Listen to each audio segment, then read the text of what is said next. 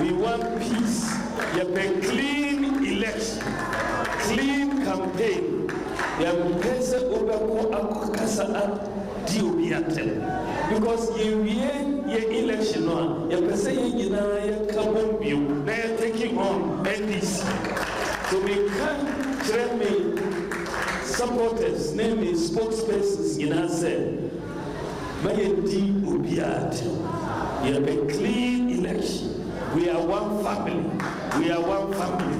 Let's all stay united. When the contest is over, we will come back together as one family and make sure the NDC doesn't come back to power. That is very important. Let's keep the NPP in power. We want unity.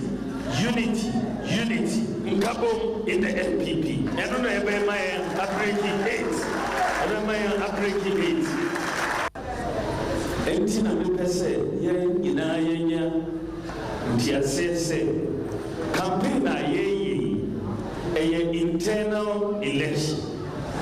The main enemy NDC. So campaign no mayen kasa ntiatia obia. We want peace. You have a clean election, clean campaign. You have because you election on you taking on NDC. So we can't train me supporters, namely spokespersons in our cell. You have a clean election. We are one family. We are one family. Let's all stay united. When the contest is over, we will come back together as one family and make sure the NDC doesn't come back to power. That is very important. Let's keep the NPP in power. We want unity. In Gabon, in the NPP. I don't know about my breaking eight. Entina mepese ina ntiasese campaign a internal election. The main enemy NDC. So campaign no mayen kasa ntiatia obia. We want peace. You have a clean election, clean campaign. You have because you election on you taking on NDC. So we can't train me supporters, namely spokespersons in our cell. You have a clean election. We are one family. We are one family. Let's all stay united. When the contest is over, we will come back together as one family and make sure the NDC doesn't come back to power. That is very important. Let's keep the NPP in power. We want unity.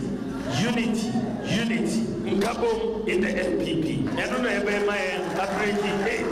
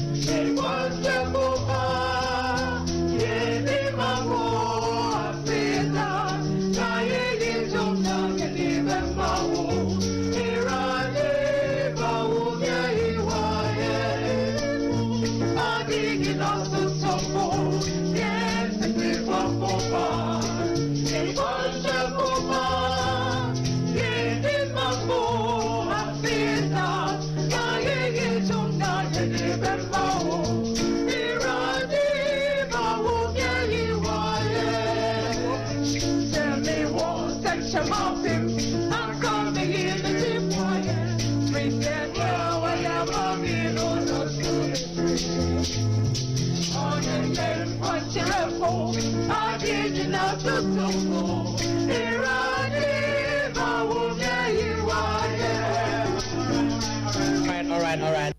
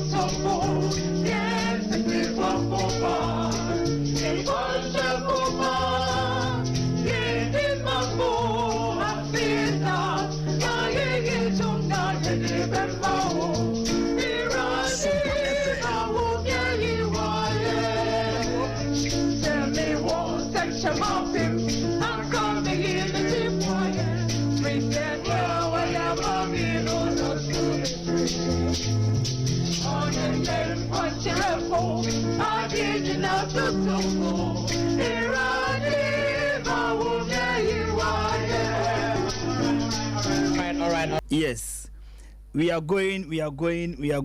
Heaven knows where we are going. We know we will. Or see, we will get there. Heaven knows how we will get there.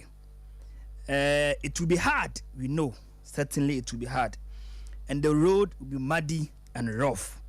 But we will get there. Heaven knows how we will get there. We know we will. About no 9 upon Sima Ediasano Bako. Aha, Sompa 93.1 FM. Afe Sompa TV. So no. Ubanya so share so no ewo ho. Sanso ena Terra 1 TV. Ya dem live so no ewo eho na fe Sompa TV GH and so no Facebook possibility hour and a nay mosonfo bafo asasi jima maji January ene no me de ebra me name bebusuafo na se me name mapamfo ene no omo asinkunya enchi yabeto omo kan so no ewo jumade so no eso enchia no enko enfama John Ampontua Kuma where deputy finance minister edema oman kronkron Ghana sanso and a name where MP for Adisia onomo ejeso constituency honorable what's your name ugusanso awuti enem so ye pans ewo ho echia me producer Jimmy Wache ansa ono no oye research and elections officers also the Madisha Mowo in Shaelso constituency MPP oh sounds na honorable Nana Ayu a free year on also ye MP at the ma Fijase Asokore constituency and so it was sentimentum honorable also no Udia Kutini pan also do parliamentary caucus and so our Dr. Mahmoud Bawumia Nana honorable Yachao and then so no ewie mguso kai wo say abatuo commissar isi no and run was started say wo ye there will need for the limited registration enti etuomu akopem say adwada 2nd of October enti 70 enkocho udin a we ye onmo a omantimi ancho mudin amomudin anko abato ngomanim 2020 no mona adini mate de na 2019 no mona ne mate de na isi no wabi atumu a mocho mudino nti no guso e kai mo titru emu ampese MP because tena bam na brigade no na ekoso enjoy the goodies of this government no wona enemo say elections have consequences nti yanhwe ne yi pa sanso na enne asema da ho ne say nyamboa 2024 ena meche December 7th ena omanyi ye benya abakosem bi oman mu ha de be benya abakosem de ntimi kasa ne say John Mahama ono no ye NDC eye Frank Atuni ono ye omampani a wodi bi pen na oweye na wose obesan ba biom nti Ghana enya omampani a wawe na wasan so abadi biom nti obaso owene a woye record e Ghana ha sans na enya amanyoko so ono so no atena ban mu atra mfie nwotwe so breaking the 8 and Mohammed's coming back na no ebe history in Ghana's fourth republic anunti ene no I was say whoever the party and I say whoever MP bebe ni say fa no nko abato no I was say oye obi asu say edinigina ekon animu a ne din be ye bekwen a enko ya kwankani ase enkomodie etina nei no eguso a egudisa nkomani so no ede ebrem mahama no akase one de obia ntimi fa mfie nan enyo ma no hwe nto no no oba wodi nche bottom akra no o mfie nan pe to no asem o kan ye no ɛne ne ne Ghana fo nso so no edi busa ne sɛ wo sɛ yɛntimi fa mfi na nya ɔma ne dia ɛne ewura mahama o ba na ba bɛyɛ dɛ enti ɛbɛhwɛ ne awura sansɛm nim ɛnɛ nso so ɛyɛ fresh enipa nan a ɛnɛ November 4th ɔmo ɛkɔgyina ama MPP delegates over 200,000 across the country ato wɔnom so aba ama yɛyi the flag bearer of our party a yɛde ne bɛwura mu into the election 2024 no ɛyɛ adeɛ sɛ nnɛ ballot no aba na mede bɛtom anim seesei a na afei yɛwura mu ne ahu baabi a obi nso so no ɛda ɛnɛ yɛwura Kenya Japan ɔyɛ number 1 Dr. Mahmoud Bawumia Ghana in so number 2 and so na de ma yewura Kufuado ne sese no no odase number 2 ma Kufuado ntino akoyi number 2 no a until say November 4th no party for be na dom say omedia ni mu no odia ni mu kra number 2 kopem 2025 ebre be so ni in no ansana abaye number 1 into emprihu bia anim. He is still maintaining his number 2 position as number 2 for this country, number 2 for Kufuado up until 2025 a year January. Sanso and a yera a free yakuto on also number 3 and afi miamu kromuni such a niba and 3 more fine so see adenimu honorable no so number 4 intino vedia enkaja and a dema busu for majibre na mutie na mo share Sompa TV afa Sompa 93.1 FM so no on radio enne abusuafo a ye no won bedidi nkomo ena wie kofem se babo no nsia no yewura Kwasi Mensa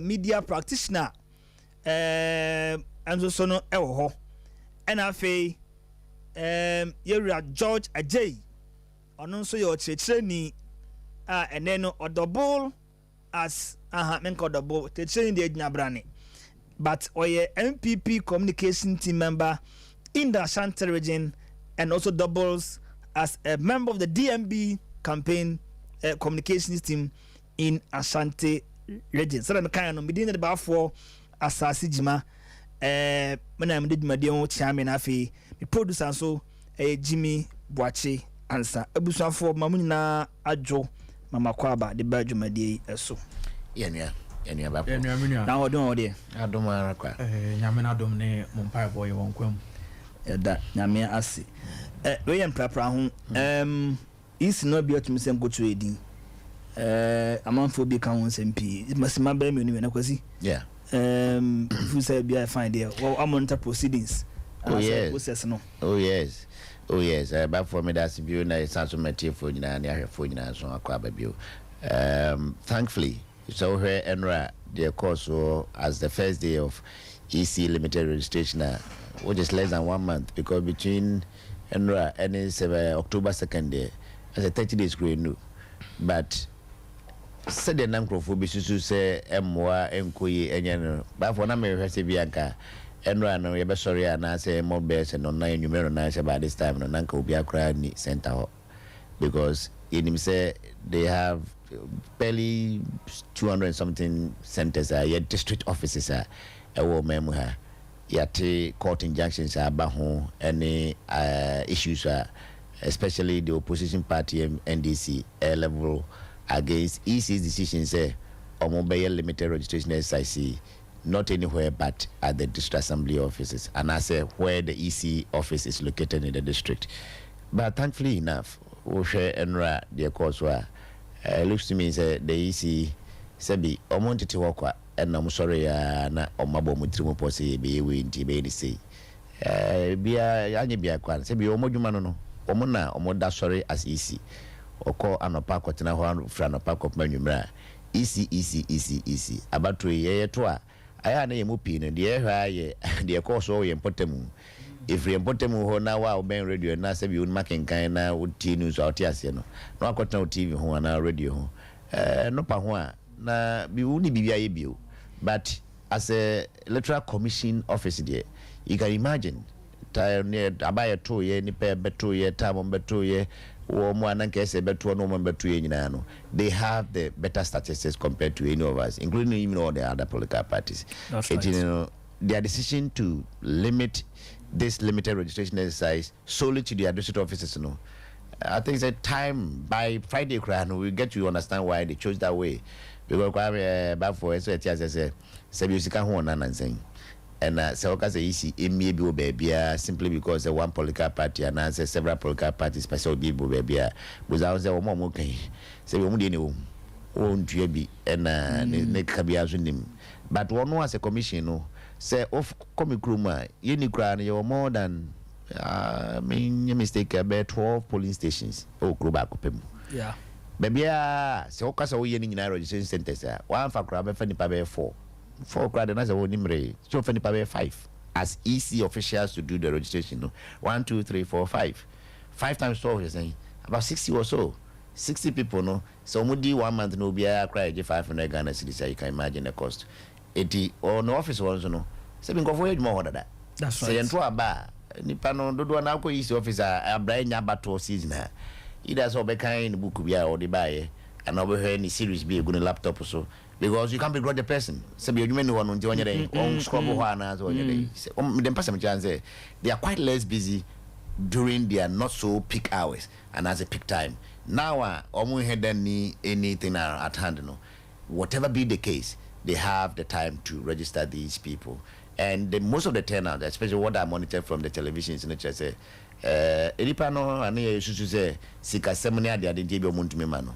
Anko yes kakra me monitor ya and say or more challenge with machines.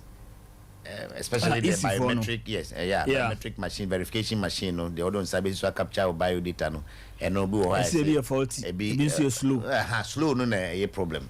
Slow now no ma convert it to 40 40 I confirm. Yeah, you all right, but no systems are systems. Machine be our problem. With my koto VAT rubber ne would be fra crab drew konongono. Chira was afre to it for say as a member no jeke. No, but a bit much jeke.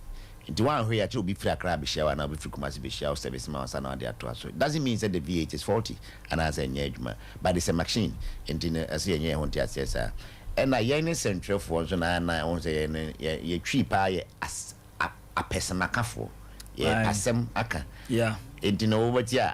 Nipa Mwagada already at the EC office and as a registration center how more register. A Honda journalist video microphone, I could and another camera to say.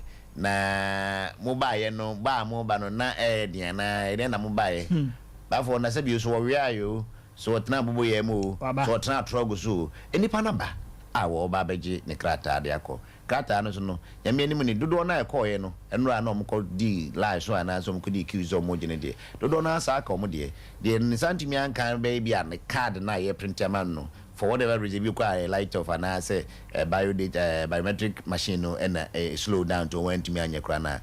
You see, took down the data. He see a true good crata, so no, a promise people no say, or by the next year, almost have a common card. Nina so a cost of FFF. It's another nowadays microphone could you be no oh, it goes and any problem anything. The problem I say me may train magic card and microphone. Simple. And even every other police center said the non-crop for Penocrana. These challenges may have come. Because machines are machines. They didn't misbehave because a machine and a kobasa. I'm hoping yes, we have a digitization drive on course, but we are not there yet. Even in other places where who light off in the last 20 years, there are some challenges with some machines in Tombenya's problems.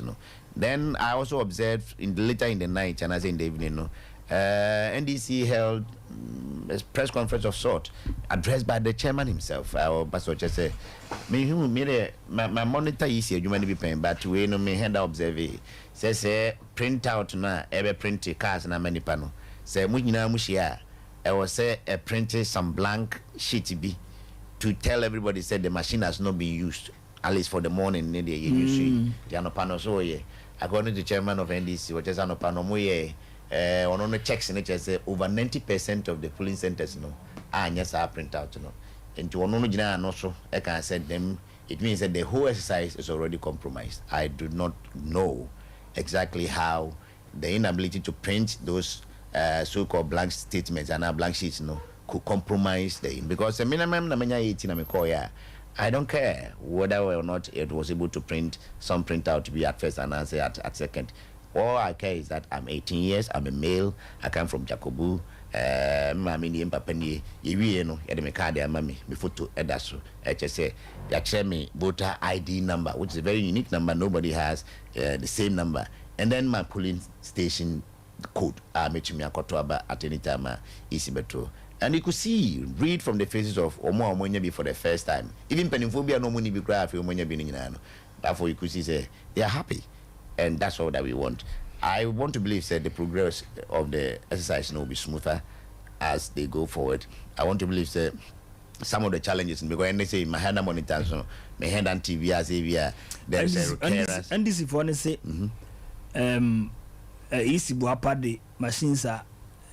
Slow na basa bi akọ almost strongholds until that's no no easy bo ba or the same franchise and for no omunya lom record low turnout or the supposed NDC stronghold say no krempo a enu say omunko mo restrictions and nko na wie no I think that case no say no krempo ade a it will stand out amema obi onya NDC ni kura bo fu ama yisipo ompo obepe machine papa asa akọ akoye mu nyina de ama wom yete yenye de NTB da na yisisi o ye no 1 week obewie no aye no 2 weeks it me o say any 3 weeks obewie no aye no 1 month and you know the fact that almost some 20 something days and that means say 2017 days no so no and I'm done that. Let us forget that the term limited registration exercise, it tells you say it is not open for everybody because I have one. I'm not going to join any queue for another. You more or my 10 18 and no more bro 18 so can be so and whatever reason you know as a 2019 went to me and na easy ABS akonya or more the integral more cry district assembly elections are somewhere I think in December first week of December or more 20 and no more the way show. Eti adisi for nyom ho abotre kakra and media pimpi metaka say Ghana yare ba ko o memu aye opposition antagonism to EC MPP for di hu for bebre Charlotte say oh MPP for di na tembasa memi MPP ni esumanye antumuda because me hu say it was unfair on the woman to be calling her names say me na cap na and this for so ehwia maji mensa din to tour awabo ye mfi tanduku ebi kura pa so mo de se bi ni padua kura di na tem no me de both parties na no ho de omudi for ho so mo sua nyansa bi ho mo sua ho ne enko yenim ana me fa ne se omo ye manti go Ghana ha bi before angasa ne de oba di ni panima aya na nkrofo especially men be a problem accepting the authority of a woman.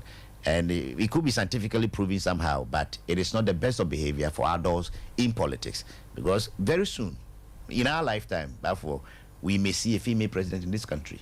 Oh yeah. Ye be friend of your excellency. So me nyamin pengu ya rebiba no kasi ye na no na ya ye po e be kwa akoda.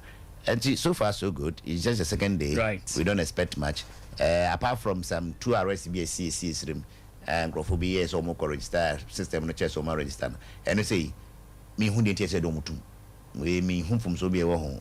So mwapa maybe I know mwapa we artist em ni nuan mu nyina ekọ say dey ade yes ye kotredin ene yenkwai ene okodi su bi wo kra language no ye kire mu kire no kra wanti ase ye it is oba na system so register eno answer sister bra wa register kofi eni kwa ase echi nipa we ko shem e ma ko gina court ko yi nsem bia no de mo so oba ye na ese wa register no se me register enya mmia ne ade ene de ese atumi sin konwa ne ati ase na ade na wudin ni woni mu nyina wa ha biodata ni nyina say wa na stand na say nya wa ne ahwehwem ne hu kwan fa so nipa ba akotumi emienu sa because it me see sa they are fine but other than that I think say we should give the EC some respite and monitor the exercise until 2nd of October. Then we can give some meaningful account of anything or everything that happened. Right.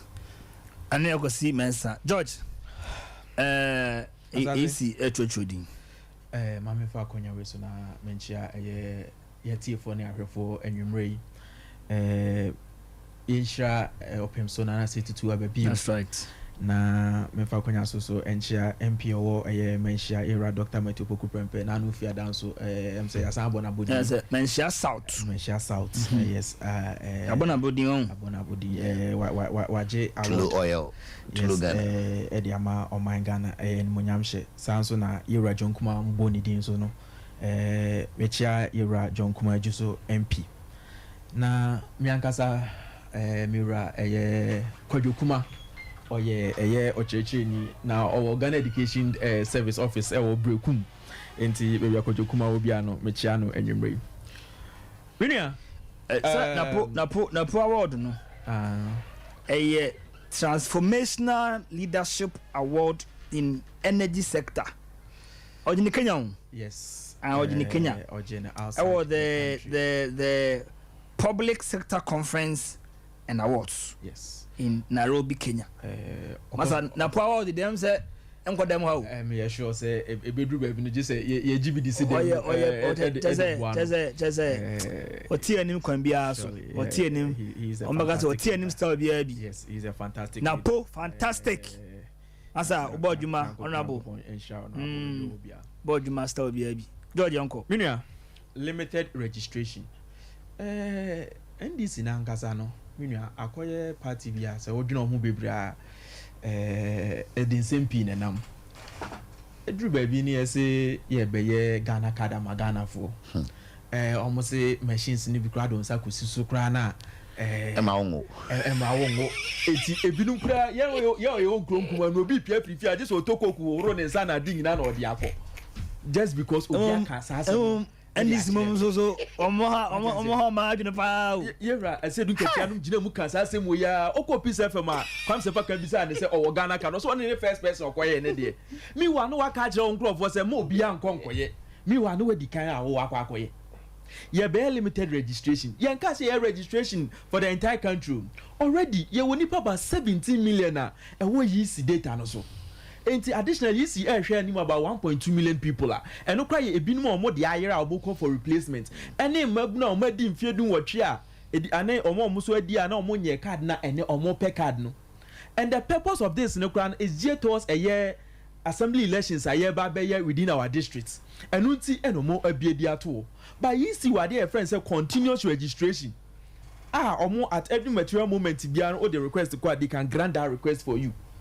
Yisi ewo akwenya say yesi 2024 no ombese bia akwenya na to ma wa pese okoye card ni bia no watimi akoye card ni bi and today is an opportunity for young ones and emre bia abesene ko mo anya kwan anko register and yeso mo nkonko register and also NDC for so mo nti bi da adenti ni ye no electoral commission for offices meanwhile 2014 electoral commission no was abrene ye no district offices 2019 ye no district offices dia na ma we eda soronko on say ya nya nsha ase akura na NDC for no sha ase ka say omoso man 40 ekwo omo strong host omoso man no mo ya den na ngofo nya kesa ngocho mu di na 2014 no mu cheska 2014 NDC for cheska de mo kokko ekwa kocho mu di ho EC offices no ana 2014 no bia di ye wo Ghana ha say enti no bia ewo sika se gbakro no etimi kura fa e no koda hotel twan ansa na wakwa any registration.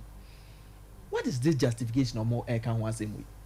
Yeah, be 2014, yeah, be 2019, yeah, be 2023. What's the EBITDA? Even before electoral commission be set up a year in fidie program no kan. No more the car say the 14 fidie na call more strongholds. Anticipating say the 14 fidie and they call more strongholds. Why should you preempt that? I didn't know say at the end the 2 3 we say this is the decision of the electoral commission. When you yenya NDC for asem na yenka yen NPP party no asem your bestre your constituency executives electoral area coordinators polling station executives okay polling station executive election said is ikoye ena amfoni abre masa amfoni abre o gidi polling station executives aduma na aba ne kra che omo ana omo ko pre flag bearer constituency ne flag bearer kra na enya dimiti so omo ko fa aduma aba Dienti a open yese yemfa sa position ni ma emre ni kudi ho asem emre ni eti wona na wo pre dika obi kura wase yanton forms ni bia ma no manpo e wo court o manpo de wo court yanton forms e wo court very good because yanton forms am bi obi also ese forms no wakwaji wacha ma busuafo obi also say ane obada be me party ni ya ye grassroots aduma but yan kan record say o ma we yes hade no enye papa so be come forms now but chama busuafo now mo bi form ni bi ntono Even Bang said that said be of course be no we condemn that no certain terms. Yes, we can't. Yeah, come forms na de ma wo. Se wan kasa wan ho odene ene ye de forms ni ma wo. Wa na wo koto forms no. Sa position e de ma no dwumadie wo ho. Yeah. Because ye de man say chewe say area na wote no ubehu nipa wo ho nyina na wo hu na MPP fo wo mo ho NDC fo wo mo card wo mo ni card a emre ni nie yesre wo mo especially electoral area coordinators omo sha se mfrefre eye omo polling station executives ning na e show mase no na omo kan mo se emre na so ye mrantie ye maba wa omo aso se so munya eye registration card ni bi no voters ID card ning na no omo nti omo hu abontene omo ra afie mu me kai say kane saso interest wa say me aminu ekọ bajesi no wo fia na omni mozengi ni matwa wo fio e chama kochodi besi ni kochurudi excuse be no mozengi beji atum dio mi onko de no yes out assemblyman excuse be no beji atum ekọ bajesi ntiase dio mi enko say adwuma no ene ye de share omonsa e police station e kan obi na na bia progress adu bebi omadui that's right won so ye de say adwumade ni e share wonsa emre no eni enya fei ena oba be kire se ene ena yema obi foforo na me dabi enya sa na tie cause ye nim ni agitum se wunnim omom wo ompata mu oba bia wotin wunnim obi a wunnim omo afei no maduru omo enfie so a wo so omo kokko register tie besre constituency executives wunyina amadwuma sorry emre ni nie munyina no momwa na monka electoral area coordinators ne so omo so nsi yenuan omo ye polling station no so na fe yenko ye fiafiem na yen register in our numbers. Also one thing about registration most especially in Ashanti region, the more yenya more registration in Ashanti region no na increase the chances of MPP winning the elections. Yeah, that's true. Enti ade aye any kwanse Ashanti region yete da there be from regional executives, constituency executives all party ni mu nyina no emre ni obi antisi from worker na yenwe refiem na ye mabunu no ye mo a wo mo no omuntimi enkoye sa registration ya ekosui ukọ baby registration na menya sure say gidigidi sembia no ewo ho wono mo a osusu say machines no data na ye say a capture na enye no kre into ebu o register ebi o register o ebi am krum sampa na adwen say si wotu aba betena inshaye so enti also ye for France na watimi ato aba ni bi also say ni pani na nya adaje ne church o munsemu ehunu say o say ni pa odi akokata no so de di okata so nya abotre na tam so say yi move afri ho e de akoba bia exhibition na na ta go transfer no na sabri no enya wo mre e na won na wa hyeda se wo kodi lan mu ayi hehe keka bia no minnim fa so de bia ni pakro e nya free sadi we so nemum yesre mabunu no say eni kwan se wo da fie mu obi ebe frew ansana wako se de wo kan bi no abato we won sunsan so o man so abato e won sunsan so o man so me de se MPP be wa anya bibia amame a menua kuma akọ free school education awie anka hardware nka se nka kasha woto akoyi akọ se o ko tertiary institution no na no ye frame ye bo mamane no nya se ye bo na o amane keke ya unu ya na nya admission fantunu botom admission na waka no ene de ase ye bo nkai na so bibi ta akire ene ye hwehwe de afiri wo minim se nka sa 3 years no go through that process no nka ni nyina brebi abon se call ni babia no ahunu se enu nti ni ye frɛ no se be ma odi bibi ba but at least that opportunity na beto enye minua nko a meso ama mabusuafo omunya this opportunity and Ghana for menyo nya this opportunity owo omo so kai se omunua nkuma bi de akire ba so awofo so kai se nkuma bi so firi akire ba e wo se nya opportunity ne aboa se nkuma ni nyina enu nti ne yesere se obi bia no ensore waka na onfa no hunji se adwumadi we mu na minim se ye police station executives no omuni ehwambo electoral coordinators be ye won adwuma constituency executives be ye won adwuma research officers misremo muntinsi form na monya adwuma se de se na efata minim se 21 days electoral commission dia man ni be wie no na registration no dodo aye hwehwe se saka bia no na yensa etimi aka right eno George Ajay a member of the MPP communications team in Ashanti region and also a member of the Dr. Mahmoud Bawumia campaign communication in Ashanti region. For intensive form, I was in Nana Yaya ballot in the for November 4th elections. No? Yes. Nipa 9 Yera Kene Japan Dr. Mahmoud Bawumia Dr. Alfria Kotona fi Miam Kromoni Francis Adenimo Kenya 1 Bawumia 2 Akotoye 3 na fi Adenimo so number 4 ubuane say just party no Africa any or more conduct administratively but for Mr. say Meka say it's better than the last 4 years right now no start current administration of MPP way or more yes doesn't could you have name board team and it's Mr. Team national chairman and national executives no and I Justin from Kodia yes as secretary well you're correct brutal I tell you my fans now I tell you yes I say it as a careful observer. We've all observed in fact between even 2016 to 2020 grassy na MPP party no na was some problematic challenges kakra fine omoto sa omaba regional ne national ne we na omunya new executives no there has been some considerable upping game of the administrative principles of the party and kudos to Justin Kodia, kudos to chairman and team. I like the fact that chairman the secretary the leverage to be secretary. Yeah. It's not like that in other parties. Other parties, didn't go cry or chairman here, especially the smaller ones. Small parties don't do na CPP head and chairman for count, PNC chairman for count, but MPP there. Mr. Stephen Tim hardly would you hear him talking about matters and say administrative matters.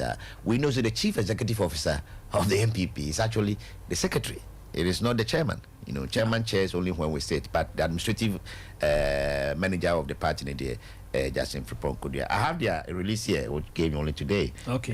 Now it's dated September 13th from the headquarters, Free Accra North, Ghana. And just as you said, updates on Saturday, November 4, 2023, New Patriotic Party presidential election. On Wednesday, which is today, September 13, 2023, the Presidential Elections Committee of the New Patriotic Party had productive interactive session with the 4 contestants for the party's presidential primaries slated for Saturday, November 4, 2023. The contestants and the Elections Committee reached a consensus on the modalities for the conduct of the November 4 elections. The Election Committee, in collaboration with officials from the Electoral Commission of Ghana, successfully conducted the balloting for the contestants. Below is the order in which the contestants will appear on the ballot. 1. Kennedy Ohene Ejapon. They wrote Ken Ohene Ejapon. Okay. 2. Mahamadou Bawumia. 3. Usu Afriye Akoto. And then 4. Francis Adenimo. The Presidential Elections Committee will release the details of the agreed guidelines and modalities for the November 4 election in due course. The committee is grateful to the contestants for their continuous cooperation and collaboration. Signed, William Yamwa, who is the secretary to the Presidential Elections Committee. So just as it's read, I want to believe, most of us were expecting 5 contestants, but in this year, Bako actually went from just about this week, na Komobi because 4 na kind of crab, because I have from Nanka 3. And so no or no so about Montiabeca say see from the NC from China. It is a member 90 or mona age and more MPP Marco. Say can you more or Hina Japan any decay. Number Nebon soon Sansana. May mum the army fanisa. Fanisa so by will be that thing. Or be the first on crowd just a Runyabros on crowd, which a man for bears and what we are. We are cry in your emu. And it doesn't matter where you place. First, no. But for Sobeka in the 70-80 spoons. You call her bola. Mean Italy for Kanami who just number 30 that. You say 1 a keeper 2 able 2 3 but 3. Now saying Ubisha say now Glass Square you 21 23 just number any other. That's not 9. You were captain of war 9 Jesse and so on she goes. Oh no, Obo midfield teacher pass. Nasa Treges, I think we defend and also a striker. So it doesn't matter where you are placed. Other people may have the interpretation of the positions, but I don't think it is the position on the ballot no matter much. Nipa 4 there, Sebi Nipa Dugrano, amanfo to me say ma hu say Dr. Bawumia no mo hwe no na mo de ma no enye obeto mienu no mu hu no e den ya mo hu no e mo mpa so mo to ma ne bia so o meto ama no it is nice say mo Crawford, I don't know who went and no mo ko enti be enwun me be hu no videos bi ne hu no news ne hu no ni pa representative omo say candidates na ne ko ye say omo Crawford ne ko gina ma omo no. I think it's nice. And I like the fact that even with this small exercise, the Presidential Electoral Committee thought it wise to invite the EC to be part of it. Oh no, because said the MMT say Dimrasum Padia and SP for about to return to primary school. I wasn't getting invited easy for numbers. So what does it? Because most universities, they invite the ECs. So why not? It's nice that they were there. So I want to believe there. NPP Presidential Committee. NSS Square to about invitees. Wow. Yeah. Wow, that's a plus. That's a plus for you, man. Oh no. I want to believe the Presidential Election Committee, every year or more administrative duties, which is expected of them, but the actual balloting proper now, EC will do the conduct, and then this is the outcome. Maybe it will be at the piano. I don't want to hear say Baba because Nanko open number 1, they Nanko to number 2, and I know open 2, they Nanko to 4. I'm sure. Just as you ask me, most of them are going to have their own interpretation. Na minti ekra mate say interpretation na mate ni bini. Obviously, Honorable Kenas Japan supporters say final results after November 4 has been released. Meaning say August 28, 26. No more than 1, and some better 2. And we the final results are just November 4th day. O me free to abeda one so domo that way. And Timba Bawumia so just say the second win. It means back up another 10 or winning. Anyway, I better 2 and 1 to me winning. Only Miss America want to sprint, especially 100 meters near the no. Yeah. Or more now to me because a lane be advantageous. But you were one runner, a man Shelley Fraser Price. While Trumika were every other lane. Baby be 2 years no. Odi. So no. Shakari reaches in the Okodino or Budapest. Then Crawford joins say lane 9 there.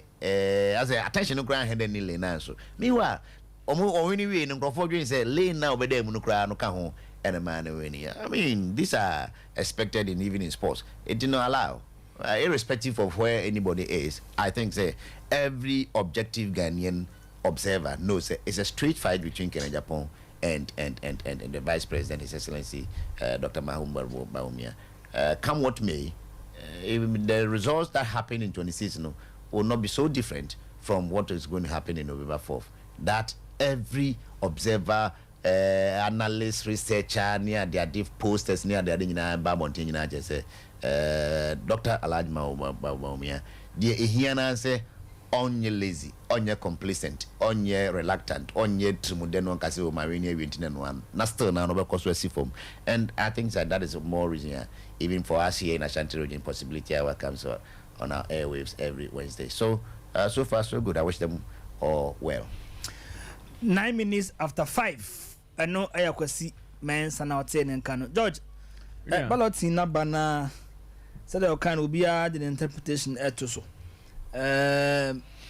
Just the numbers and I say with just a normal Jumadia Koso. With the Mamma Shana Mincha, Akwesi Poka, Akwesin so a education office, I will brekum. It's only be to one, only be to my or more. Akwesi Coca. Coca, dear. Coca, senior Chairman or Dino Quapia. Chairman, fantastic. It's yao. Extraordinary. Maybe I don't know the outside in Sanama. Chairman to me so. The chairman to me. Ashanti Regional Chairman for our great party. Chairman to me any cooker. Romance Biana Zomu play knife. That is politics. That is the beauty of the game. I like it. So that I like it. Coca to me. Watch I say Mwanyati. We are need much known now. Say the Mwajo. No, yes. Since Abu Akrono Coca air pamno on that I would to miss a charm, which is Dr. Bawumia. Case close. Do Yanko. Inti Akwesi Poka MC Udino regenerate on for assume no one chairman chairman Koka no Bema Boada or Ashanti region so akwasi poka so odini nkwi papa or Bema mu a ti akwasi mechiao enwumre minia edi kan no mebo party mpanyimfo abaso ewo nhyehyɛ a ɔmo de agu akwan mu a free September edi kan call first round no niema course no nyina no totin na yɛde dwumadie no ebe wi ya asomdwem sanso na enenso so no ɔmo aboa ma yɛtimi ayɛ balloting no ma candidate no bi ehu baby order a yɛde bɛkɔ the November 4th elections no nti yɛbɔ mpanyimfo no abaso ndwumadie ne nhyehyɛ ɔmo na said the menua ɛkan no first round in the ya to away that was September the year best ni ekoyi ye drew the second round and also na first round victory no me sure say enwa na best so the second round victory nti hu say emaba for na mrantie no o de wani che social media dodo na start ohunu yonko say jiwu actually say two sign ankasa and me director kwesi was actually say G2 say two na and on the man bi no so atia for bi see two sure two direct unza you know so ya also say two sure two direct I think say bibia edi pefe say yera Dr. Mahmoud Bawumia and ebeye the candidate obedi MPP konanim the 4th of November eda yanimi na die akoso enei said na anu bi na oda 10th position some people might have thought say oh ko be prayer ko to be before there be baby onya ye bia no ni din ni juma wadi any odo amanfo ewo edemano ewo party nim any be outside the party MPP no and amanfo hwe ho to abama yera Dr. Mahmoud Bawumia over delegates around 900 now almost 700 now o'clock here there it should tell you say Oyenipa is loved by all within the circles of the party.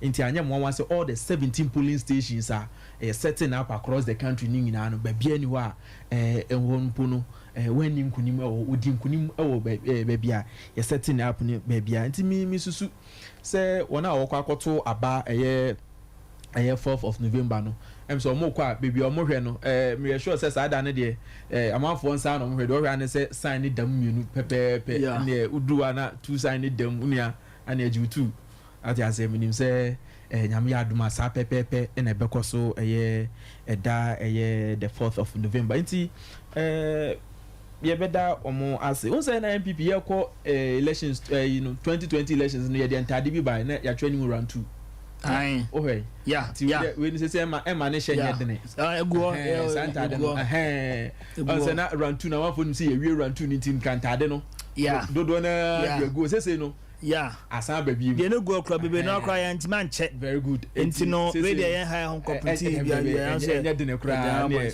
o tamsha egu achi round 2 enti nyame ya adoma party man minim say every na enkoduru china na omo de hia adaka mu a omo anya opportunity answer omo de ani nyina no omo say anya another opportunity to where the round 2 which is going to be a sure victory for Dr. Mahmoud Bawumia nti ye beda mpanyimfo ase na yasre yenuanom si ahene ne atu ahene fo say we de anya dene utwa onua jiwutu a no so ade wutu no e de ama utwa onua tu shu a no so atwa tu direct meaning say den a Dr. Mahmoud Bawumia round 2 yi obesan aye victorious right and no George Ajay Checheni fantastic nei osanso ye MPP communicator in Ashanti region and also doubles as the communications team member of Dr. Mahmoud Bawumia campaign also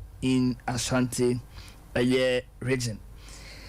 Now no last week 5th September Anna Yura Alan Kojo Chematin Alan Cash ɔde bɛto Ghanafoɔ nyinaa anim kyerɛ krata tententen bɛkyerɛ nsɛm mu sɛ ɛnam nneɛma baako mmienu mmiɛnsa bi nti no ɔpɛkumfa no nku gyaa ne ho mpae ɛwɔ MPP ɛyɛ flag worship race nim tene you are withdraw from the race na the ntimi ka we ni sɛ ne panimfo bia no ɔno ɛto kɛsɛ to anamɔn bɔ na chidom yi paa no ɛwɔ in his bid to become a flag bearer no ebi mo start a wɔn ɛre align anasa wɔn ɛyi wɔn nim do wɔn support ɛma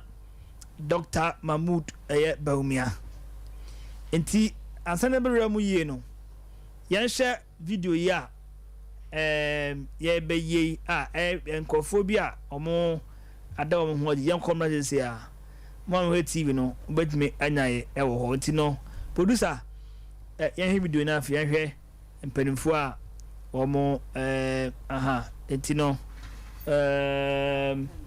but I have to make a decision and I throw my support, my energy, my talent, everything to Dr. Bawumia.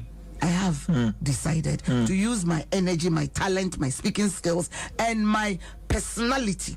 Mene empenifo edin komo mada madwen me ankasa no me some party, but I have to make a decision and I throw my support, my energy, my talent, everything to Dr. Bawumia. I have decided to use my energy, my talent, my speaking skills, and my personality. Mene empenifo edin komo mada madwen me ankasa no me some party, but I have to make a decision and I throw my support, my energy, my talent, everything to Dr. Bawumia. I have decided to use my energy, my talent, my speaking skills, and my personality. Mene empenifo edin komo mada madwen me ankasa no me some party, but I have to make a decision and I throw my support, my energy, my talent, everything to Dr. Bawumia. I have decided to use my energy, my talent, my speaking skills, and my personality. It's obvious from the campaigns we've waged and what is happening today. I've engaged extensively my constituency executives, people within and without. I think that I'm making a firm commitment that will support Dr. Bawumia for the November 4th elections. And I believe that... You will support Dr. Bawumia? Yes, I believe that he will make a good president. I've said that. So Sly is moved on from... Alan is not in the race. He's not in the race. Yeah. And I have to make a choice. Okay. I have to move on. The party has to move on. So Dr. Bawumia is now your... Of course. And I think that, from the look of things, he will make a better president. And all of them, anybody who wins will make better president than... It's obvious from the campaigns we've waged and what is happening today. I've engaged extensively my constituency executives, people within and without. I think that I'm making a firm commitment that will support Dr. Bawumia for the November 4th elections.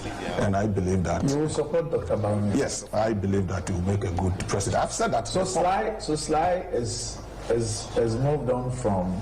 Alan is not in the race. He's not in the race. Yeah. And I have to make a choice. I have to move on. The party has to move on. So Dr. Bawumia is now your... Of course. And I think that, from the look of things, he will make a better president. And all of them, anybody who wins will make better president. And it's obvious from the campaigns we've waged and what is happening today. I've engaged extensively my constituency executives, people within and without. I think that I'm making a firm commitment that will support Dr. Bawumia for the November 4th elections. And I believe that... You will support Dr. Bawumia? Yes, I believe that he will make a good president. I've said that. So Sly is moved on from...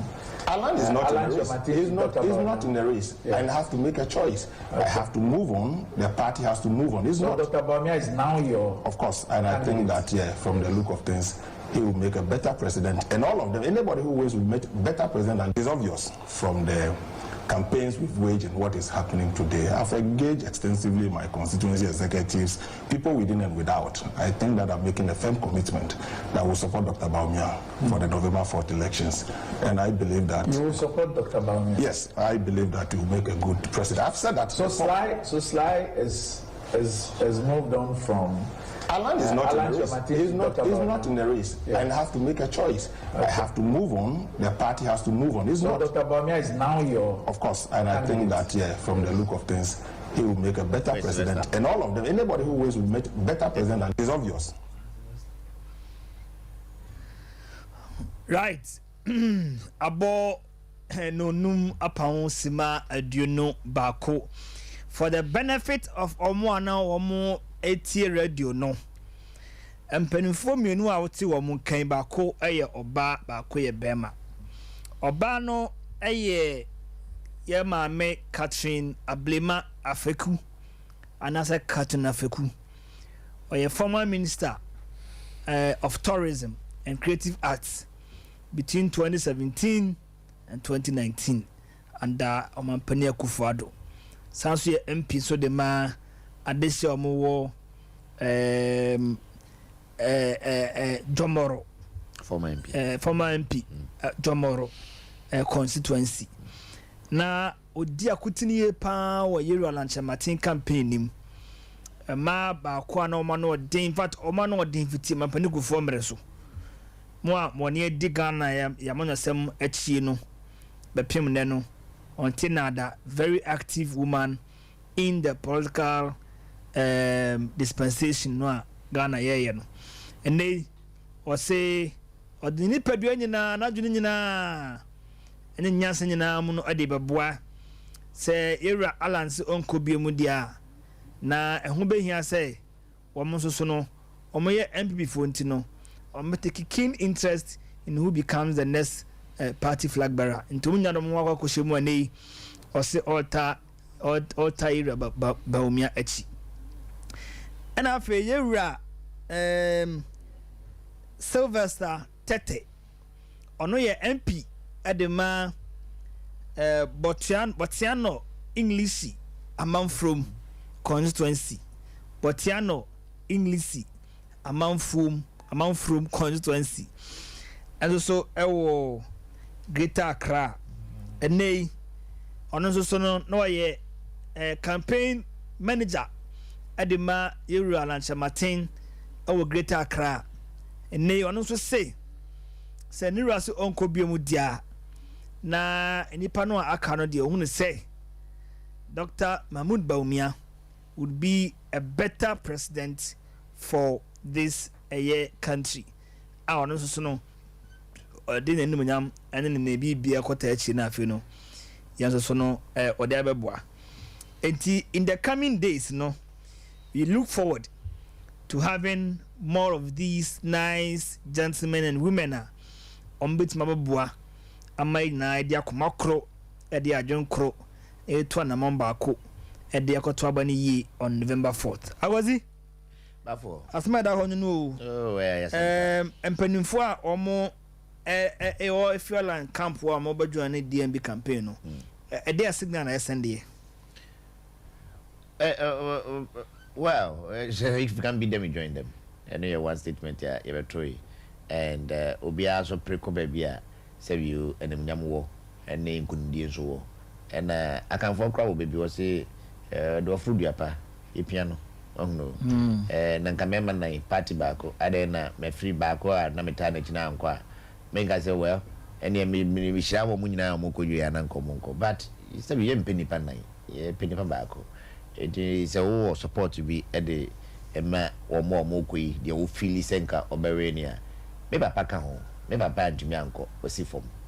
I don't just say, or more a woman, I say, you remember Pentino, Abano mean to be, or more can come to you. So I'm sure it's liable to be as an MPD. And Honorable Catherine Fekusuno, as a former minister, and all that. No, she may be very useful in a constituency, or about to be, part of the man of crime not to be. These are votes, and Echo baby, and as I become Dr. Mahmoud Bawumia. It also goes to show, say, yes, Bawumia, the formidability, no, any hype. Therefore, I mean, people are failing to recognize this basic fact. Say, Bawumia candidate channel, unique, intense you. Menasu. Oh, your view was system was say, oh, man, so I want that crab for the amount. Intense. Who will cry the veteran? Who will cry the veteran? intense. Inti omoko even no moko super delegates na be no we say oh na party executives no more they are not behaving well, they are indisciplined, they are doing. To be honest with you, I did not see from what they were talking about. Nami who don't pass on Kakusi. Say, oh, contest.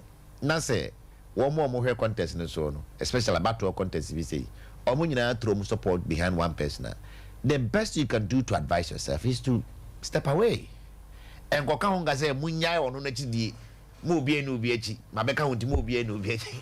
Mabeka, wow, yeah, so no, definitely, Ubiwa could do Biachi. Enti no honde ana mentiase de ntia se bi anya wonti wo se enye enti wo mo declare even executive journal so mo declare oh and no a insult to say that I say we say bi we kumasi na we share we young kumasi na na na Africa kumasi na join DC.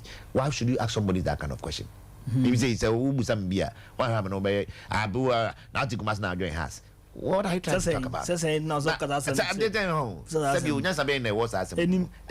not a fair question to ask anybody at all. Say, oh, dear, and sky diamawa. Yet, Yakasada, the free and quadabrim. And there's a time your name is Kazania. Oh, Debbie.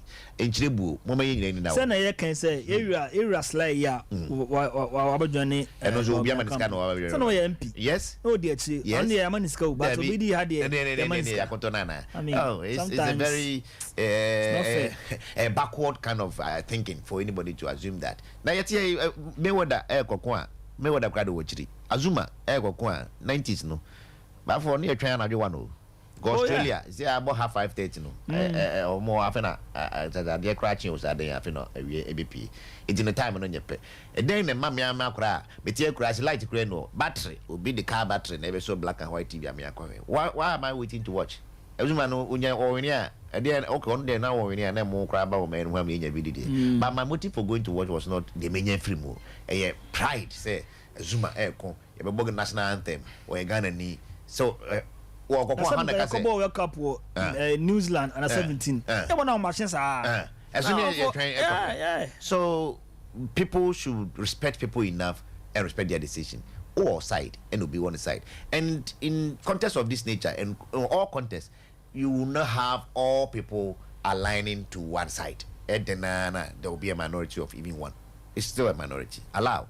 I don't want to believe say Toby Niakoto. These are very distinguished personalities. People are Basabi the AD in Kwandia, Ebikra Gomo, Emio Manon Kasimbiada. Catherine has been in politics for some time. Sly is a young man, but Oba say, yeah. The way I'm conducting a campaign one year prior to 26 August. Yeah. And no na amo who could draw cry say we can actually realign because thank omo the way omo ya omo no omo ka say you be they made their point. Yeah. As to why they think say Alan should come. Yeah. Omo ka say tia will be among to be other part. Yeah.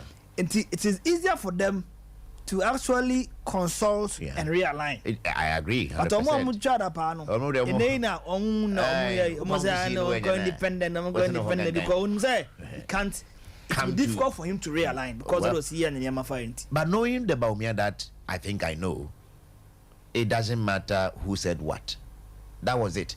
Okay? And before baby, you see a NASA and for Israel. So no. And Nana phones what a kum. Called that Nipa, if you free back. Come here, back for you, a dime back, or down Grand Ruha. Where is it? What's the name we are go call Kadun Sogu? Market tennis, Nipa 4, that's all. Wakra na won songwa no we are number 4 no anase ho so bi adwo for wa obetabo sanity and I want to use pen for na company for so want to use ka so bobo ba sibra na one pet konyi baby and they do think you for from there it is a part of the game anything that somehow no na some of the reasons I will give you for stepping away no even many observers are saying seriously come on man go back to me because will be intimidating me. It is intimidating to contest in anything. Even primary school cry and your posters here and your campaign message na there no cry. And easy. Dana no pano, o belt chiaka kra na nyame dua wo kana se wo buttons o ma on say timete fere ho na soro na kwedi for na for ma be do soro e no kra teacher for timete say hey where are the best people yeah you need Ghana is longer than Africa. Ghana was in Africa. Intimidation is part and parcel of every contest. Look at boxing. Muhammad Ali na no bebu and sana fight no kra match day no draw. Yeah. And for most of the weak opponents, it got into them. So no, Mayweather so employ me, and for 50 something fights or winning because I think after one Golden Boy friends say Oscar De La Hoya and now Mayweather be more refined and matured. Before then, that was only called fight here. Press conference, pre-match conference.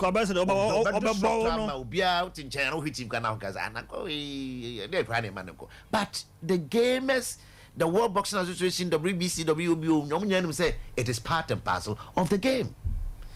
The MMA for McGregor, no one name, West. One weighing time now over be weighing obi to me to trade year say we be a weak minded there obema no nyina akomu ama how ba fight na untra forefront grand na yabo. It is part of politics to be intimidated. Don't ever assume say president because the vice president Bawumia has not been intimidated in any way. He has been vilified across board.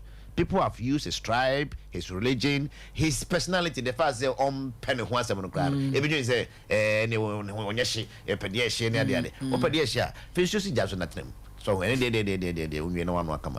Look, how was he? Yeah, kasa. I kasa.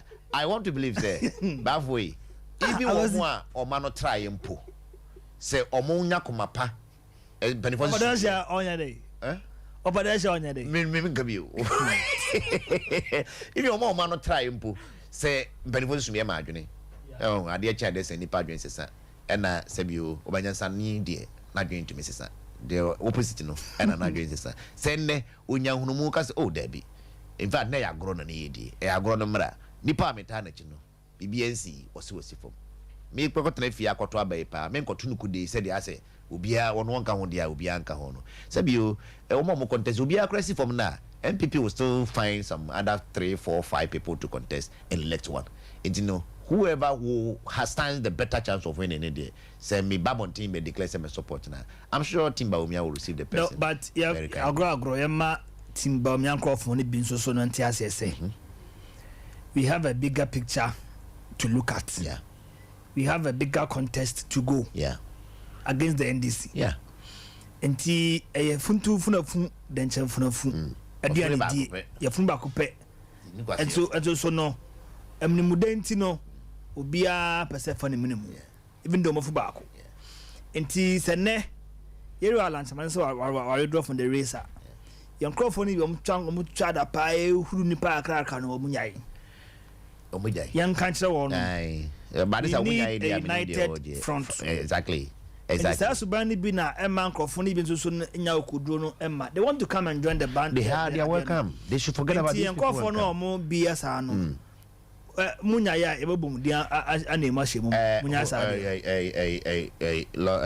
Is it Babu? Yeah, Lauren Babu, current president of Ouattara. They are supposed to be sworn enemies, but these days they are eating together. Raila Odinga and Kenyatta, Kenya. Yeah. Even their last election, Uhuru Kenyatta, even though his vice was contesting, he openly campaigned for the opponent, Raila Odinga. And Nyami Chusu and what Chusu still not the vice in the way. What I want to say is that enemies can become friends. And Dampari appear before committee, he's RGP. On a penny, Sabusa cry on a penny. That's right. But if I say a war and Pona penny, what you two say, COP men are a penny, film, a channel. But on the RGP. And Kaubia, someone was in it. I mean, I hope Chami, but he named me. That party went down, shook some in the hands of some, and even embraced some. And no crown, so different crown now. That just no crown alone, no crown. It will influence on the jury or whoever is sitting on the case. This is not a court case anyway, but it tells you how maturity goes. It is Obi or Pepaso or Baby Team Bawumia. I don't think so. It's maybe BS in the coin. The okay in a refi. And I do now, so need him say. Yeah, grona ye no home in our wesa. Ye do out to me fast as I want to go baby. It is no more emene or more pride. Na omu ensure some, no, this is not humility per se, but some maturity on their own part. Like Catherine has stated, What's me? Now the first no, nyana who are in Nyanza and personality no they support to Alan. Now Alan is no more in the contest. So if it's no more, should I let my personality, my who are in maybe Biano and rest for what reason? And Catherine is young. She has a lot of years ahead of her. Yeah. She's still useful. Or Bawumia may need her in one way or the other. They will declare the support to your campaign, man. The next person I'm expecting here, in prior so MP. On also could in last week say one day was some party. Until the fact say Iran and Samatin, I will draw and just say only interest in who becomes the next MPP flag bearer. Into also no or consider to realign. Oh, nice. Until now, I'm expecting the MP from prior to also. There'll be more. There'll be more. Right. It's a nice movement. Right. George. Yeah. I want for that mobile. Yes. Is it a sign of say accommodating nature of the company? I think say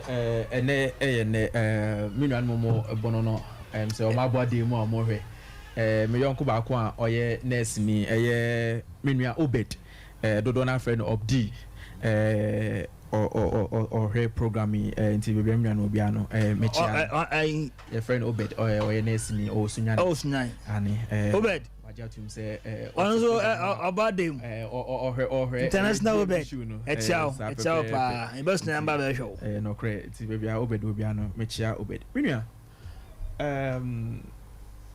emrano so a na so sana wiase na etie na mpanyimfo kan se bi se ye wo hene na mpanyimfo tie ase enti enye unyini ana umfe dudu awadie ene ma yedi paninie ehye wonsa na emom ewo dwumadi awadi ene kwan bi a wafa so down ho adi ni niam a waye bi nti no ene me yedi sa atumi ni ehye wonsa. The love for Dr. Mahmoud Bawumia so special and now kwan wafa so a wada na ho adi ache on say ebra na nipa ni edu na omo kwa akopre no un say dodo na no pemfo ka dodo na ni sande oso takrache iti we dodo na we gie towards Dr. Mahmoud Bawumia attacks dodo ni nyina ho na enam obi obeso ka asem bia mpofa aban no ho no je say o use the face of Dr. Mahmoud Bawumia but ni nyina mu no enete kra bo ba ko me kai say o ka say ye na ye di na chi no osusu esre say on pekese twitwi because this is an internal contest. There is a battle ahead of us. Inti yenya abotre na yenkone saa.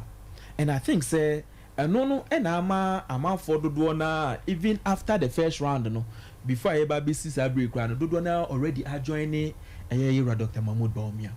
On say when the wind of change is blowing ebibeka say ebia na it's too early for us to call that, but the reality on the ground say yeko 1998 near Malik Yakubu Alasa no umbio from the northern part of the country. Yeah, that's right. Yeah, about 2007 near vice president Ewumbi.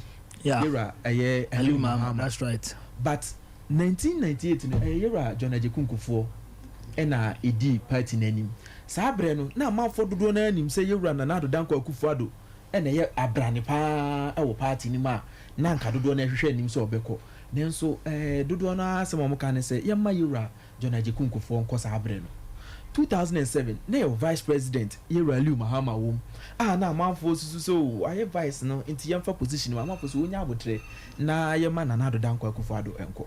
This time round the wind of change na blow towards era Dr. Mahmoud Bawumia. Enti irrespective of nipa bia ni baby outside bia no sa na de na akwakoye there's no way you can change it. Uti microphone sama na omoka omo to aba no constituency executives ni regional executives ni some delegates be selective wo na enti se de wase on uti asema ya ma me Katrina Feku kana wo se wa consult the people at the grassroots. Utie yewra Sylvester Teta wose ne onene manfo e wo English na man from no atena se adi nkomo enkomo mo die no dodo na asema mo kan nyina ne se obi bia di party na nima eyeye nanso omo nyina adwene mu no ya ma yewra Dr. Mahmoud Bawumia in any party na nim. This is a member of parliament who have consulted the people around him. Emre bi na ne papa wo race nim ti no di ni papa echi ene ne papa nka race no empobia na ne papa racing no te nkoma amanfo edi wonachi na so no ntimi nsan ne papa no ho enkonkodi ofufu achi na so na nkoma ekoso ofo mu de na oti bi enti enya de foforo ena enya ne dene because already no atin koma e wo fom dada enti he knew say a form no very solid e de mayera Dr. Mahmoud Bawumia and that is the reason why anya ne dene tama yera randi bisa ne say it would jitum say ene one pa na wudi eye ade nanim gidigidi no ene one pa no and I also support yera Dr. Mahmoud Bawumia say the grassroots have already decided a form no the decide here ontimi change the amount for adwene and said susuye no esitie enti the amount for kano sa pepepe no susuye ye nyina ye no and that is the order of the day and so people who thought say na eyempanyimfo bi ene kwoto abanti na yera Dr. Mahmoud Bawumia edi mu nkunim no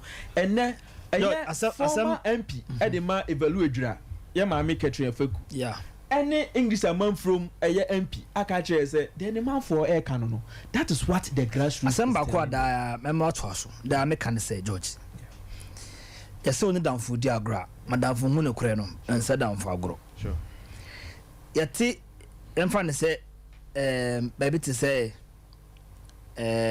jabbing for instance yeah ana bi agona set south yeah na delegates e wo ho no yeah omakoto abade yi chairman for the constituency sure omato abade yi MP for the constituency yeah in most cases no DC or hono so no ono so no ewo Dr. Bawumia.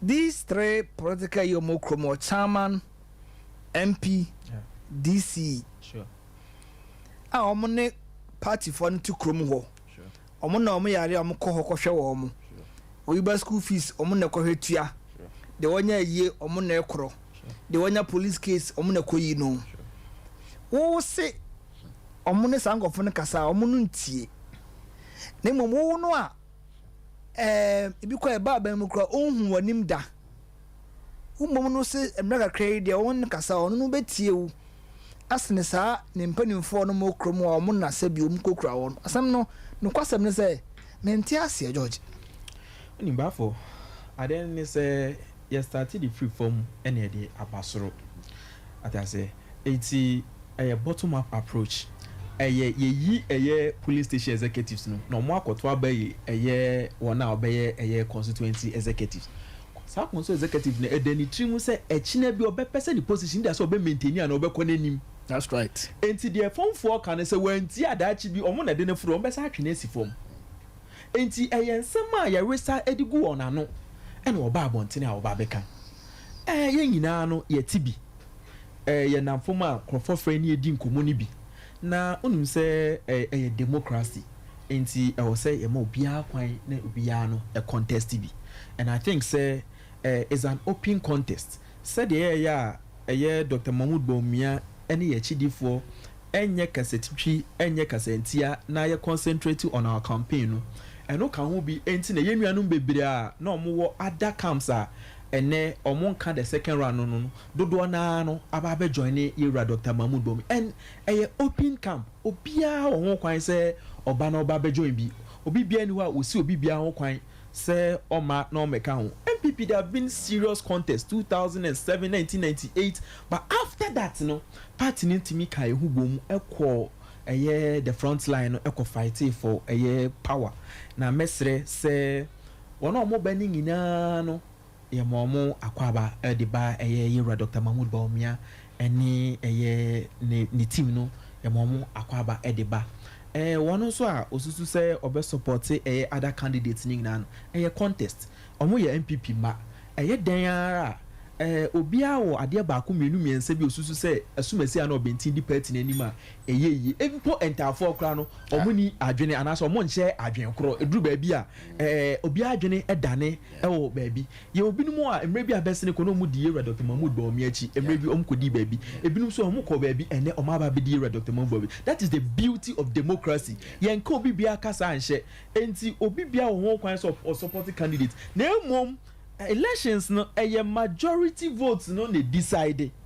na baby adodo no de on ani a kire no hobi na say also do ho bedon bi a ebeboa me de make nyina ne say wona okotai candidate bi achi a say on kan race call the second round no ho no yɛsrɛ mu nyinaa ne sɛ yɛbie yɛ apono ato hɔ yɛwura Dr. Mahmoud Bawumia ɛfiri obiara sɛ obiara no join ɛyɛ saa camp yi na yɛmfa nkɔ elections on the 4th of November kasa bi obiara kasa akyerɛ wa anyɛ wo dɛ yɛwura Dr. Mahmoud Bawumia ɛnka saa asɛm no so obi nkasa nti obi nti obi ka asɛm bi na anyɛ wo dɛ ɛfiri yɛwura Dr. Mahmoud Bawumia ne ne camp a deɛ ɛsrɛ ne sɛ adwebrɛ ɔfakyɛ na ɛsɛ ne tɛkrɛma koraa no ɔmoko nanso ɔmo nyinaa no ɛda faako enti yɛbɛsrɛ sɛ obi ka asɛm bi na anyɛ wo da ɛsrɛ sɛ bra wɔn so a woka asɛm bi a wosusu asɛm a aka yɛ no nti no ɛma wo kwan ma wontimi mɛjoin ne ɛyɛ Bawumia camp no yɛsrɛ sɛ yɛnyɛ yɛ adwene sɛ yɛne obi ɛwɔ nkekawa bi anaa yɛne obi ɛwɔ asɛm bi dan bi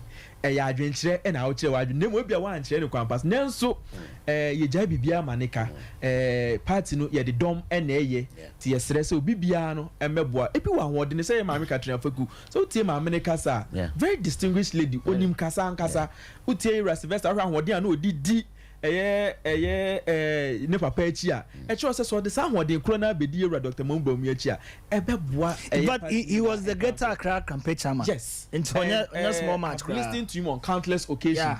Wakyerɛ deɛ nti osusu sɛ ɛhɔ na ɛwɔ sɛ ɛkɔ na ɛnɛ nso so wayɛ very open nke yɛka obi a ogyina ayɛ paa kɛse ɛma ɛyɛ ne papa a ɔka ho bi na sɛ wɔn a ɔyɛ akɛse wɔ mu mpo no ɛnɛ wagye atum na ɔde wɔn ho aba abɛdɔn a mimia kuma bi a wokɔka asɛm bi a osusu asɛm no na emu ɔwɛm anaasɛ asɛm no anto yɛ ni yɛde asɛm kyɛ yɛde akyɛ yɛsrɛ sɛ obiara ma ɛma mɛka ho menim sɛ the 4th of November no the victory will be very massive very very massive and I think say nothing will change. That's why Dr. Mahmoud Bawumia say it's not about jubilation and yes say because the Bawumia camp have won. He believes the MPP camp that has won because I don't have the internal contest no battle ahead of us.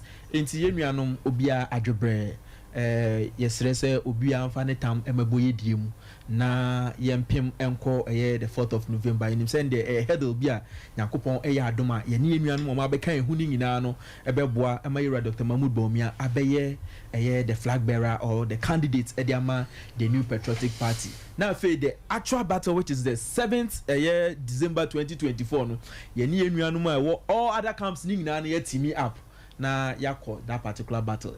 They are very very much welcome to Yɛwura Dr. Mahmoud Bawumia account. Right. And no George Ajay and I'll say so the next no so no edi egu hono. By popular request yabako neasa kutie yama make Katrina Faku and Yɛwura Sly Tete Omwamba DMB Campono, Iriana Fee, a wrap up. And you know, yes, the producer don't have you know, it's my room now. Me ne impending for Edin Common, Mada, Madrin, me ankasano, me some party, but I have to make a decision. And I throw my support, my energy, my talent, everything to Dr. Bawumia. I have decided to use my energy, my talent, my speaking skills, and my personality. Me ne impending for Edin Common, Mada, Madrin, me ankasano, me some party, but I have to make a decision. And I throw my support, my energy, my talent, everything to Dr. Bawumia. I have decided to use my energy, my talent, my speaking skills, and my personality. Campaigns we've waged and what is happening today. I've engaged extensively my constituency executives, people within and without. I think that I'm making a firm commitment that will support Dr. Bawumia for the November 4th elections. And I believe that... You will support Dr. Bawumia? Yes, I believe that will make a good president. I've said that. So Sly is moved on from... Alan is not in the race. He's not in the race. Yeah. I have to make a choice. I have to move on. The party has to move on. So Dr. Bawumia is now your... Of course, and I think that, from the look of things, he will make a better president. And all of them, anybody who will make better president, and it's obvious from the campaigns we've waged and what is happening today. I've engaged extensively my constituency executives, people within and without. I think that I'm making a firm commitment that will support Dr. Bawumia for the November 4th elections. And I believe that... You will support Dr. Bawumia? Yes, I believe that he will make a good president. I've said that. So Sly has moved on from. Alan is not in a race. He's not in a race. Yeah. I have to make a choice. Okay. I have to move on. The party has to move on. It's so not. Dr. Bawumia is now your. Of course, and I think that from the look of things, he will make a better president. And all of them, anybody who wins will make a better president, and it's obvious.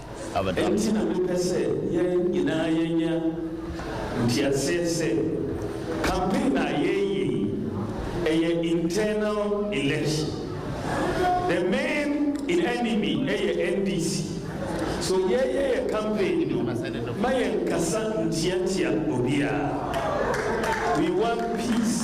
A clean election, clean campaign. Pesa Obako Akasa Diobiatel. Because ye election on, ye pesa ye carbon view, they are taking on NDC. So we can't train me supporters, namely spokespersons in our cell. But ye have a clean election. We are one family. We are one family. Let's all stay united. When the contest is over, we will come back together as one family and make sure the NDC doesn't come back to power. That is very important. Let's keep the MPP in power. We want unity. Unity. In the MPP. I don't know if I'm breaking 8. I'm breaking 8. Entina pese campaign internal election. The main enemy NDC. So campaign Mayen Kasan Tiatia Obia. We want peace. A clean election, clean campaign. Pesa Obako Akasa because ye election on, ye carbon view, they are taking on NDC. So we can't train me supporters, namely spokespersons in our cell. But ye have a clean election. We are one family. We are one family. Let's all stay united. When the contest is over, we will come back together as one family and make sure the NDC doesn't come back to power. That is very important. Let's keep the MPP in power. We want unity. In the MPP. I don't know if I'm breaking 8. Eno ene nkoma sese no obia no edi Dr. Mahmoud Bawumia or say we need unity in Kambum enti wa team Bawumia camp no ensu sini kunani nipa no a edi na chie no ono no na o preach unity no o preach in Kambum no o preach se memo bia ene ne yonko enye kasa bia ehon tie bia esan say hia dom na de dum kunim against the NDC. I mean pick signals say John Peter Mewu I ne no so a staunch member of the Island campaign on so no in the coming days he would realign. The only seater MPP ewo voter region no hohoi no Peter Mewu, the former regional chairman for the MPP of voter region. No, they say no, where MP hohoi. Signal neighbor say on so no be realign in the coming days. Say ya na yepe. Na yenya adwene kro ne akoma kro e dia kowura abato no ma yebekɔ no 2024 no. Very important. Because why Kaibusu force isi no abia tuma yetro edin. Nti mo a montima chomudin in 2019 no mon kongo chomudin na omeka ye no mo a nipa 17 million na ye de so no meka ye ho na afi ye nkoto aba no 2024 and afi so MPP so yeguso a ye deals no so no koso ya chemu miensa enan ye wo platinum and ye wo gold and ye wo silver and afi ye wo bronze.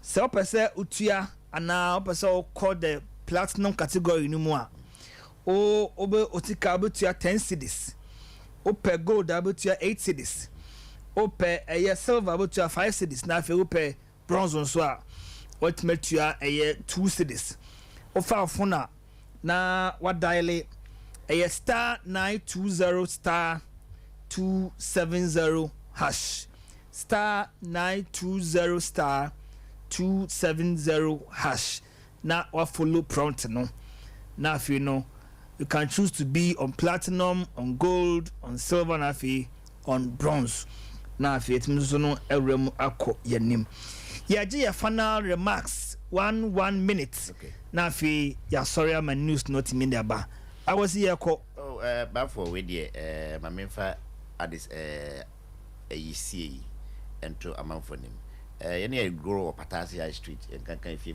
Potamo aye yonko baako Francisco Fidako Efrimu. In fact, when you are will be a one grand just about last month ago when you're in 47 your friend Francois and I say Amasachi. Oh, okay. Yes.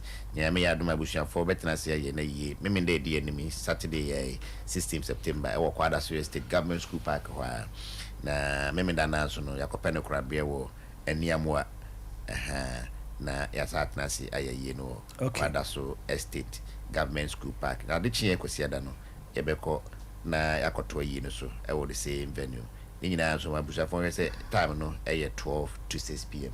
Okay. Premotope na edi ahihye so ewo edi Francisco Fida kunyame fa currency Francois. He was a very good guy. Okay. All right. And no asma meka. And yeah, odo asma si ogozi. George Yanko. Ballot in enya abaso. Yewra Dr. Mahmoud Bawumia eda number 2. Mabuna asema o kan hu o se jiwu 2. That's right. Dr. Mahmoud Bawumia asema na mo kan say too sure, too direct. Nyankopon Eyadom said the 4th of November no obey the candidate and the flag bearer of the New Patriotic Party. Sanso ena party dues no yebesere, especially polling station executives no. Mahu say Yewra Justin Kodua de krate bia ba bontene enye say we polling station executives na untua dues. O say oye ntem na utua dues. Ahead of the elections no na echine bi wan ka say ya ma kwan mo wan to abani bi abra wuntua udifs nti 2 cities 5 cities 8 cities 10 cities there menye sure say ya de a ebro ya hode ne eso nti ye nyina no party man o ma omodo MPP party ko ni nyina no ye moa na ye finance na ye resource the New Patriotic Party. Right.